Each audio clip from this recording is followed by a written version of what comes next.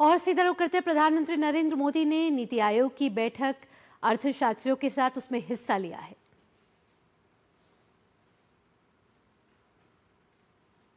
और आपको बता दें कि प्रधानमंत्री नरेंद्र मोदी ने नीति आयोग की बैठक में अर्थशास्त्रियों के साथ हिस्सा लिया है और बहुत ही महत्वपूर्ण बैठक ये रही है।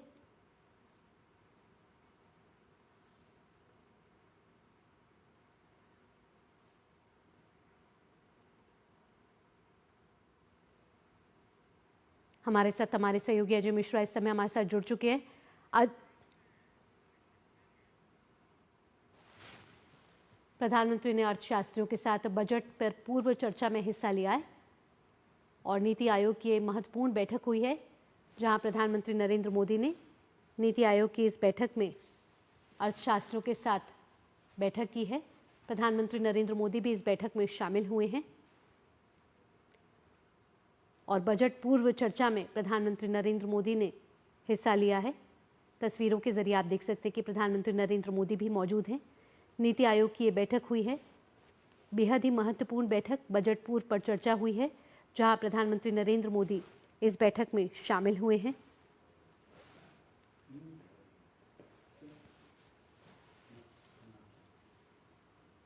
प्रधानमंत्री ने अर्थशास्त्रियों के साथ इस बजट से पूर्व चर्चा में हिस्सा लिया है।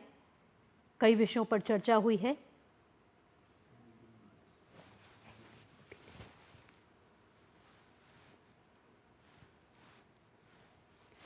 आपको बता दें कि फरवरी में केंद्र सरकार का बजट आना है। उससे पहले कई महत्वपूर्ण बैठकें हो रही हैं, जहां प्रधानमंत्री नरेंद्र मोदी भी आज अर्थशास्त्रियों के साथ उन्होंने इस बैठक में हिस्सा लिया है। नीति आयोग की ये बैठक हुई है और बजट से पहले बेहद ही अहम बैठक इसको माना जा रहा है। प्रधानमंत्री नरेंद्र मोदी इस बैठक में शामिल हुए हैं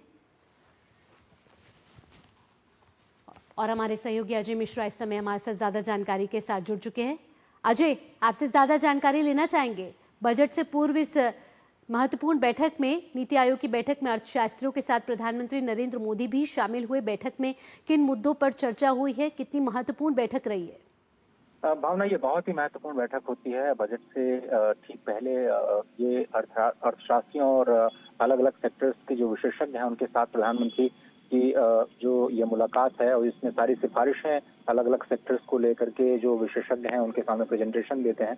वो बहुत ही महत्वपूर्ण इस लिहाज से है क्योंकि इस साल का बजट बहुत ही महत्वपूर्ण होने जा रहा है।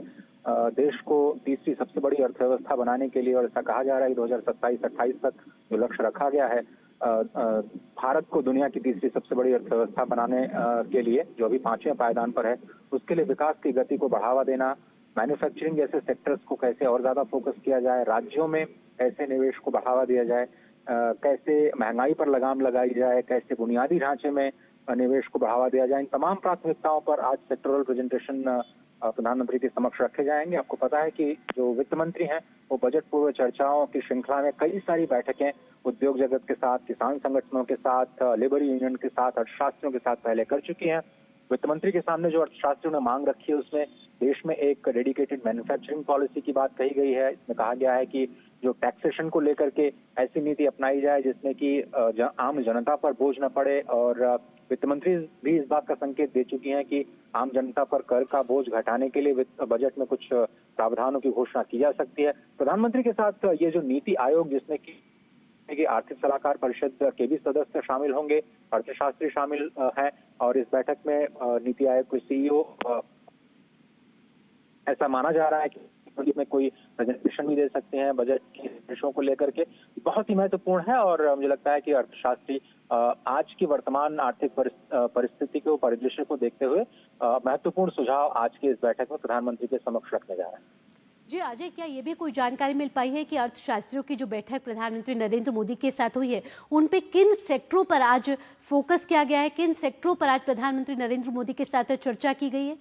ये बहुत ही कॉम्प्रिहेंसिव बैठक है भावना, और इसमें एग्रीकल्चर इकोनॉमी से लेकर के मैन्युफैक्चरिंग इकोनॉमी, टैक्सेशन से लेकर के बैंकिंग और फाइनेंशियल सर्विसेज, बुनियादी ढांचे से लेकर के सामाजिक क्षेत्र, जितने भी क्षेत्र आप बजट में प्राथमिकता के तौर पर देखते हैं वो सारे के सारे सेक्टोरल एक्सपर्ट्स आज की इस बैठक में शामिल हैं और नीति आयोग सामंजस्य बनाने का कार्य करता है तमाम आर्थिक नीतियों और सामाजिक नीतियों के बीच में, साथ ही साथ राज्य सरकारों के साथ, अलग अलग मंत्रालयों के साथ। तो मुझे लगता है कि अलग अलग मंत्रालयों के द्वारा भी जो फोकस इस बार के बजट में हो सकता है, प्राथमिकताओं के लिहाज से भारत सरकार की नीतियों के केंद्र में जो युवा, किसान विकास और महिला रखा गया है, उसको आगे बढ़ाने के लिहाज से भारत की विकास की जो गति है उसको लगातार, जो अभी पूरी दुनिया में सबसे तेज रफ्तार अर्थव्यवस्था है, उसको कैसे बरकरार रखा जाए, आम जनता पर कैसे महंगाई के बोझ को कम किया जाए, इस तरह की तमाम जो जो जो जो विषय हैं उन पर विशेषज्ञों की राय आज रखी जा रही है। प्रधानमंत्री इसमें बहुत ज्यादा अपनी राय नहीं रखते, वो केवल सुनने का कार्य करते हैं और अर्थशास्त्री अलग अलग सेक्टर्स के अपनी अपनी सिफारिशें प्रधानमंत्री के समक्ष इस विशेष बैठक के माध्यम से जरूर करते हैं। जी अजय, साथ ही हमने देखा है कि एनडीए ने तीसरी बार लगातार सरकार बनाई है और उसके बाद अब बजट पेश होना है। कितनी चुनौतियां हैं, किन किन क्षेत्रों पर काम कर रहे हैं? वित्त मंत्री भी कई बैठकें में हिस्सा ले रही हैं। ऐसे में प्रधानमंत्री नरेंद्र मोदी भाई आज नीति आयोग की बैठक में अर्थशास्त्रियों के साथ उन्होंने चर्चा की है। तो किन किन मुद्दों, किन किन सेक्टर्स पर इस बार के बजट में अहम फोकस रह सकता है? ये बहुत ही अच्छा सवाल है इस लिहाज से भावना, क्योंकि आपने तीसरे टर्म की बात की और लगातार तीसरी बार सत्ता में आने का 60 सालों के बाद किसी एक राजनीतिक दल को जो जनता ने मौका दिया, प्रधानमंत्री ने बार बार ये बात तो कई मंचों के माध्यम से दोहराया है कि तीसरी बार 3 गुना गति से तीसरी महाशक्ति बनाने के लिए ये कार्य सरकार के द्वारा किए जाएंगे। इसीलिए स्पष्ट तौर पर आपने देखा होगा कि पिछले वर्ष के बजट में बुनियादी ढांचे पर जो फोकस रहा, 48 लाख करोड़ रुपए में 11,11,111 करोड़ रुपए का जो फोकस बुनियादी ढांचे की परियोजनाओं पर रहा, इसी को आगे बढ़ाते हुए इस साल भी आपको बुनियादी ढांचे पर ये फोकस दिखेगा।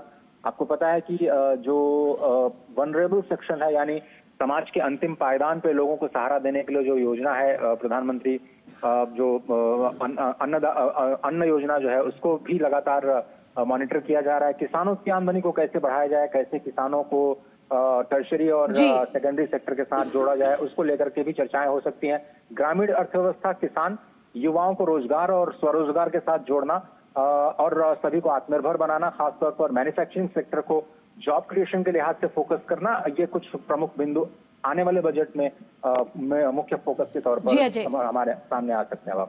अजय, इन सभी जानकारियों के साथ आपका धन्यवाद।